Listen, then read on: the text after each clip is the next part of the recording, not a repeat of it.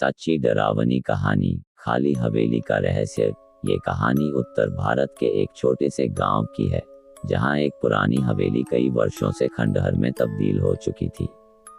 गांव वालों के बीच ये हवेली बहुत चर्चित थी, क्योंकि कहते थे कि उसमें बुरी आत्माओं का वास है। कोई भी उस हवेली के पास जाने की हिम्मत नहीं करता था, खासकर रात के समय।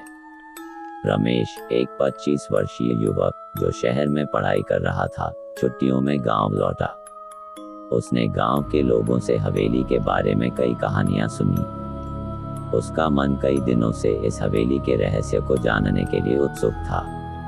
एक रात दोस्तों के साथ बैठा हुआ वह इस विषय पर बात करने लगा। उसके दोस्तों ने उसे चेतावनी दी कि हवेली में जाना खतरनाक हो सकता है, लेकिन रमेश ने उनकी बातों को मजाक में उड़ा दिया। उसका मानना था कि यह सब सिर्फ अंधविश्वास है और उसमें कोई सच्चाई नहीं है। एक दिन रमेश ने ठान लिया कि वह उस हवेली में जाकर देखेगा कि आखिर सच क्या है। एक रात वह चुपके से अपनी टॉर्च और कैमरा लेकर हवेली की ओर चल पड़ा। गांव का वातावरण बहुत शांत था और हवेली के पास आते ही उसे अजीब सी ठंडी हवा महसूस हुई।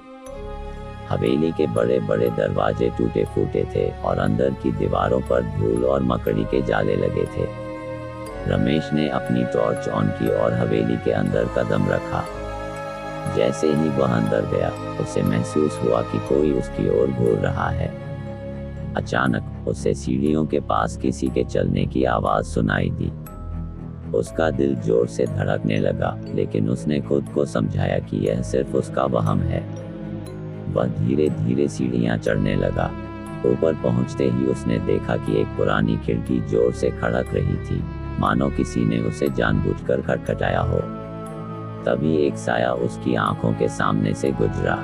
रमेश का शरीर कांपने लगा, लेकिन उसने अपने डर पर काबू पाते हुए साये का पीछा किया। अचानक उसे किसी के रोने की आवाज सुनाई दी।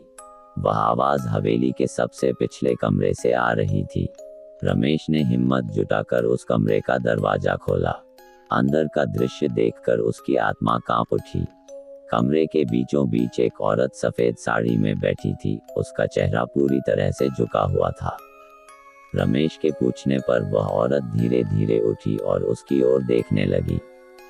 उसका चेहरा विकृत और बेहद भयानक था।